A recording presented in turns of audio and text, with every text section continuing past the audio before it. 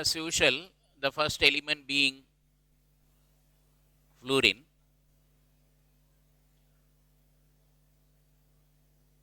like all other first elements of the group, is very much different than the other members of the groups because of its very short size. Of course, it is very highly negative. Electronegativity of fluorine is very high compared to others in the group. Very high compared to others. Of course, the ionic size and the atomic size is very small, relative small. Because why I am saying is, if you take successive metals or successive elements of the group, fluorine, chlorine, bromine, iodine. The difference in the atomic or ionic size of chlorine and bromine, iodine, they are expected in a particular formula. But the difference between fluorine and chlorine is so very high, whereas the other things like chlorine, bromine, iodine, or iodine astatine are at the expected levels. The extremely smaller ionic size, smaller atomic size, higher, very high electronegativity, and of course other things like the ability to form interhalogen compounds and all. In all this behavior, fluorine is entirely different than others. And of course, the electron gain enthalpy of fluorine is very highly negative electron gain enthalpy. Whereas the negative electron gain enthalpy, the slowly down the group, it becomes lesser negative. In the sense, electron gain enthalpy of fluorine is very high, in the minus value. It is very minus negative gain enthalpy.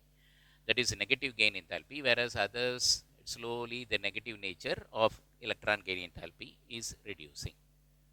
So it becomes almost like, so this also is a typical anomalous or a different behavior of fluorine. So how in general the halogens react with various other compounds.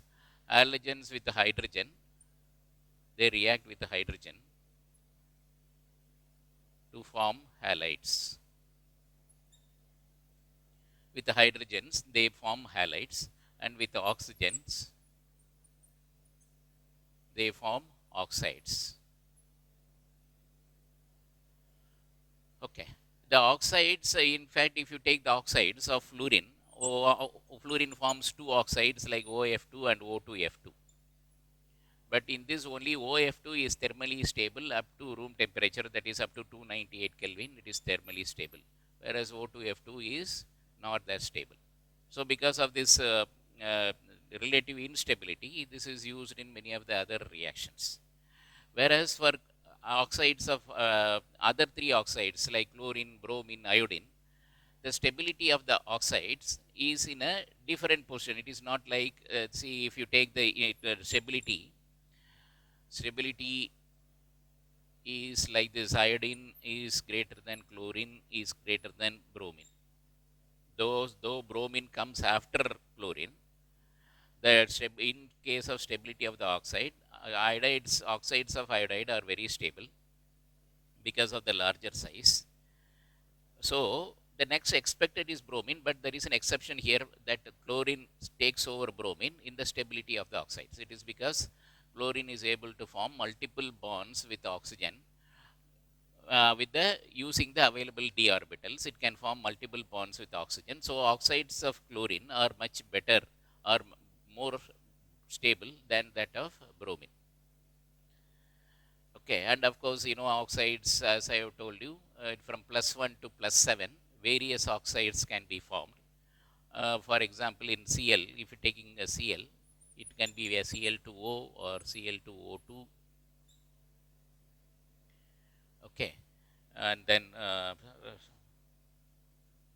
Cl, yeah, 1 minute, Cl2O, then ClO2. Okay, ClO2, Cl2O6, and Cl2O7. These are the different oxides of chlorine. From +1 oxidation state to +7 oxidation state, it can form various oxides.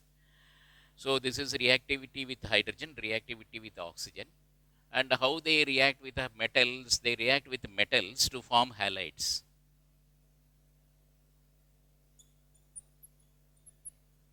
They form metal halides. Okay, they react with metals to form metal halide. And another unique property of the halogens is that they are able to form interhalogen compounds.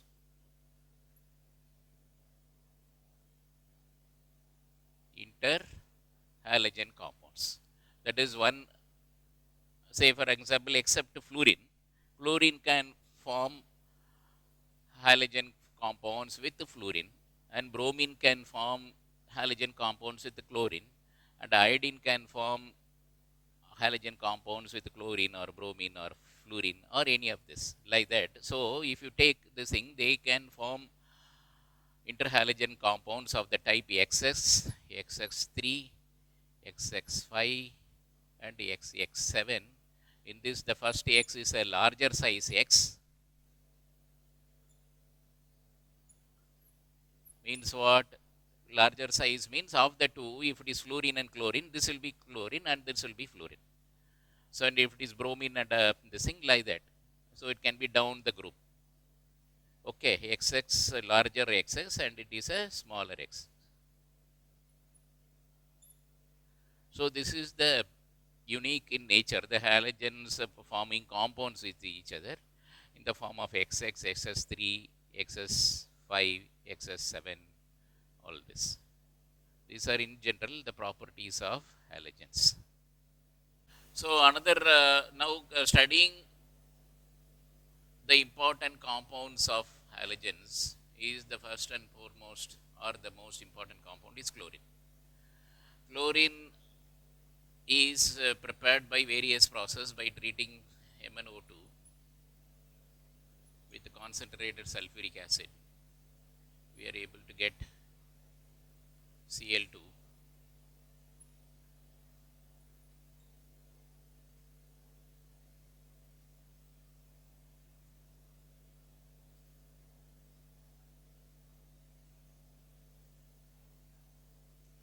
Okay, so it can be from other processes also.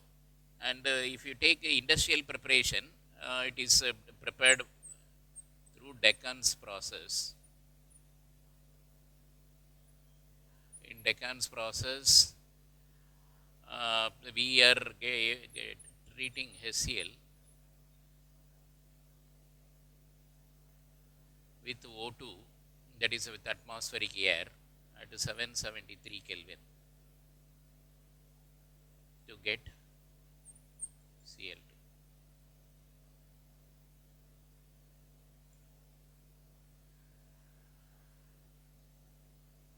Okay, by treating hydrogen chloride with atmospheric oxygen at 773 Kelvin. This is, and it is also from electrolysis of brine. Electrolysis of brine. Brine, you know, is seawater or water containing sufficient quantity of sodium chloride. So when the sodium chloride is done, electrolysis of sodium chloride is done, Cl being a negative ion or an anion goes towards anode, gets collected in the anode, and the sodium goes towards cathode being a cation. So by electrolysis of brine, we are able to get chlorine. And chlorine is a greenish yellow gas with a pungent smell. It is a powerful oxidizing agent. It is a powerful bleaching agent. And of course, it reacts with all metals. Reactivity with metals. With metals, it forms metal chlorides.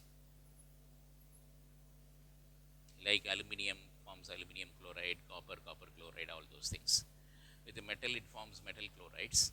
And of course, it has a powerful affinity for hydrogen, forming hydrogen chloride, or if it is H2S, it forms hydrogen chloride, and sulfur is actually precipitated or removed. So it has a powerful affinity for hydrogen. Wherever hydrogen is there, it is replacing the hydrogen and forms a compound with hydrogen. And organically, if methane or so is treated with chlorine, slowly the CH4 loses 1 chlorine, loses 1 hydrogen, and the other chlorine is getting added to get to CH3Cl, CH2Cl2, CHCl3, and CCl4. In all these cases, successively, one hydrogen atom is removed, and the elimination of hydrogen atom and addition of chlorine atom. This is methyl chloride, methylene chloride, this is chloroform, and CCl4, carbon tetrachloride. This chloroform is very much useful as a commercially. And of course, carbon tetrachloride is a very powerful, it is a very good organic solvent. So, apart from this, it's a powerful oxidizing agent. It oxidizes ferrous sulfate. Fe plus 2 is oxidized to Fe plus 3. And iodine is oxidized to iodate. Iodine is oxidized to the iodate. And so, like that, it's a very powerful agent. And of course, it's a powerful bleaching agent. It decolorizes any of the colored substances, decolorizes them to white. If a colored flower or so is treated with chlorine, it becomes white. So uses wise, it has a lot of commercial applications. Chlorine is definitely used as a bleaching agent for bleaching wood pulp in paper industry, decolorizing the wood pulp to get the white color. And of course, it is very important in the preparation of hydrochloric acid and all, or hydrogen chloride. And chlorine is also very important in preparing of chloroform, CHCl3, DDT, which is an insecticide, and other commercially useful compounds of chlorine. And of course, it's a good oxidizing agent. It can be also used for sterilizing water and all, to remove all the germs, since it is a powerful oxidizing agent. In moisture, actually with the H2O, chlorine reacts in moisture, it forms HCl, and the O is liberated, and this O, being a nascent oxygen, becomes a powerful bleaching agent, and also it is a powerful bactericidal. So for even sterilizing the water, even in corporations, the chlorine is added to get a good water free from any of the bacteria. Another important compound of chlorine is hydrochloric acid. Hydrochloric acid or hydrogen chloride. This is hydrogen chloride or hydrochloric acid is obtained by treating sodium chloride with concentrated sulfuric acid, where it forms NaHSO4 and chlorine. This happens around 423 Kelvin.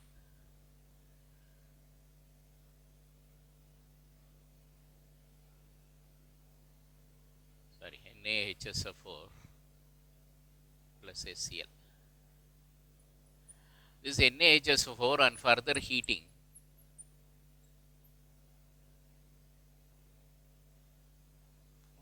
heating with the sodium chloride gives Na2SO4 and HCl. This is happening around 800 Kelvin. So this hydrogen chloride gas prepared by this process is dried using concentrated sulfuric acid to remove all the water molecules, and we get the hydrogen chloride. Regarding the properties of hydrogen chloride, HCl freely dissolves in water to form the hydronium ion.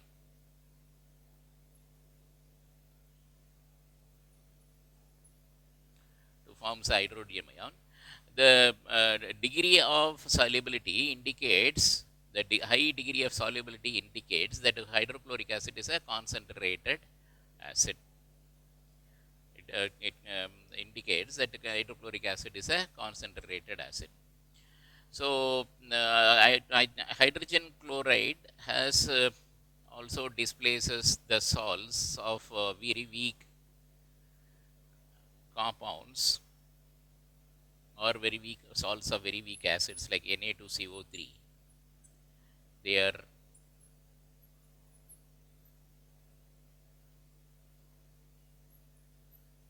displaced to get H2OCO2. Okay, and sodium. HCl, 3 parts of HCl and 1 parts of HNO3.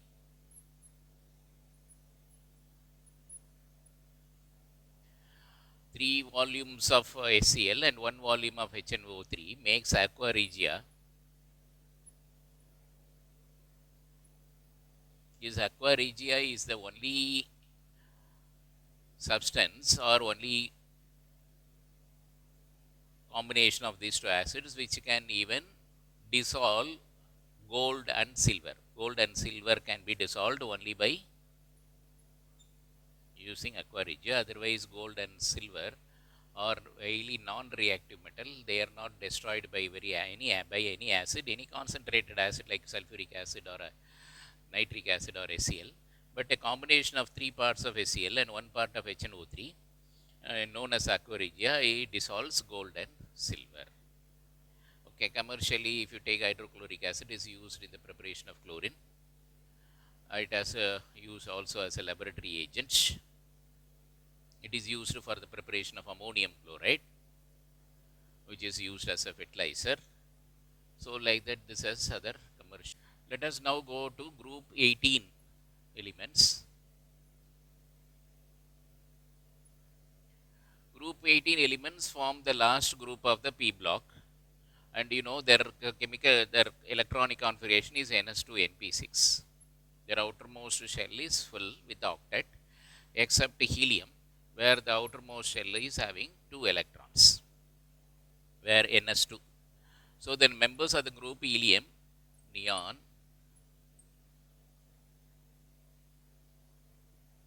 argon,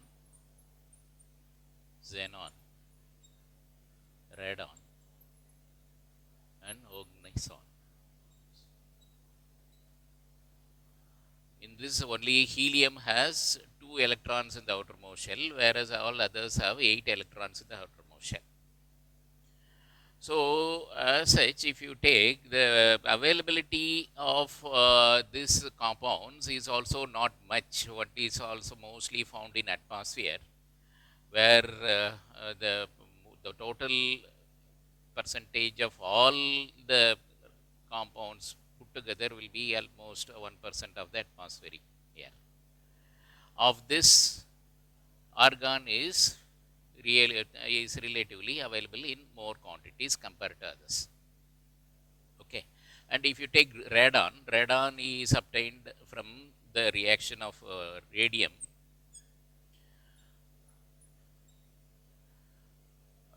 By a radium, when it is disintegrated, it becomes radium, the helium and radon. From radium, we get radon. And similarly, oganesson comes from CF. When it reacts with calcium, we get oganesson. Of course, oganesson is highly radioactive and it is not studied much. As such, since their outermost shell is full, if you take their chemical properties, as usual, the atomic size increases down the group. Their outermost shell is this, so they are chemically practically inert. There, of course, they don't have, they can absorb any electron, so there is no question of any electron gain enthalpy, or for that matter, electronegativity.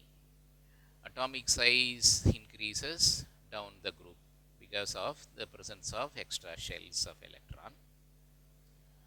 Other than that, no other major known chemical properties are possible. Maybe some possible reactions of xenon with the fluorine or other things.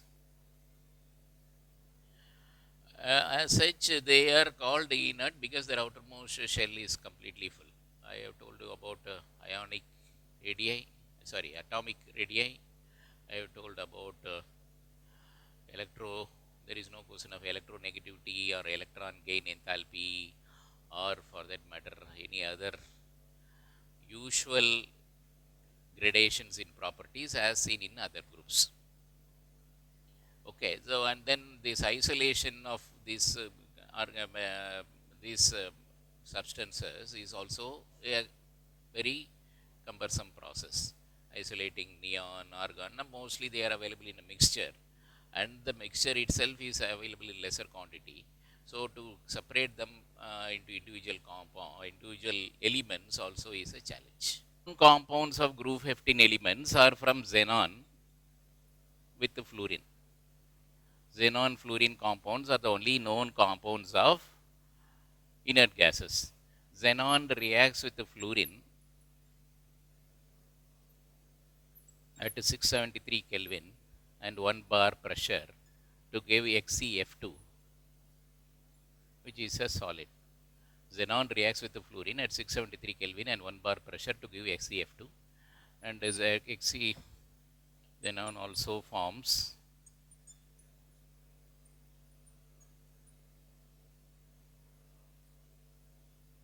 XeF4.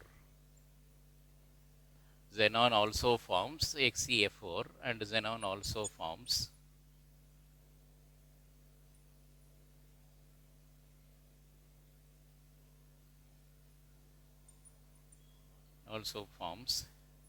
XeF6. All the three are existing in solid forms. XeF6 can be prepared even from XeF4 by treating with O2F2 at 143 Kelvin.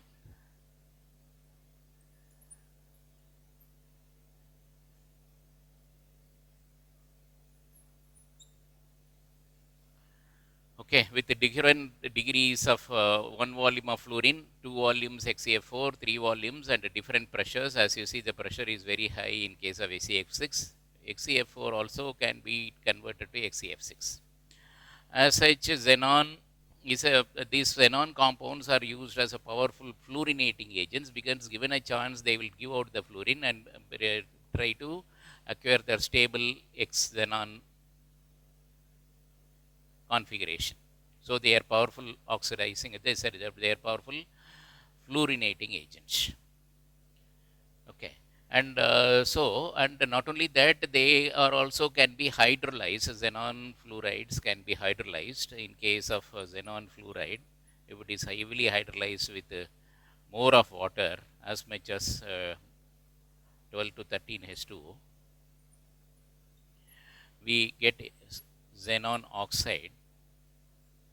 And similarly, XeF6 with 3 H2O also gives xenon oxide.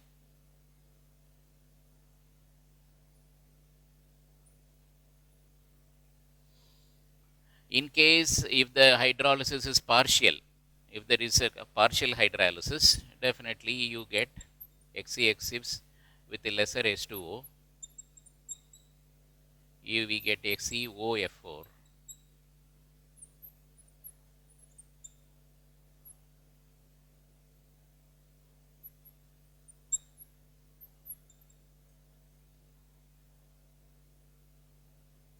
We get oxofluorides. We get oxofluorides on partial hydrolysis. We get oxofluorides, XeOF4. Otherwise, XeO3 as such is a little explosive. All these other xenon fluorides are in solid form. As I told you, they are powerful fluorinating agents. Otherwise, if you take the uses of our inert gases, helium is a non-inflammable gas, so it is used in balloons, and it is of very much use in some of the skying. People use helium balloons for flying in air. And neon is used in color bulbs. It is filled in this thing, and we get a typical neon bulb. And we also get a typical bluish to violet color tinge of neon signs wherever we see.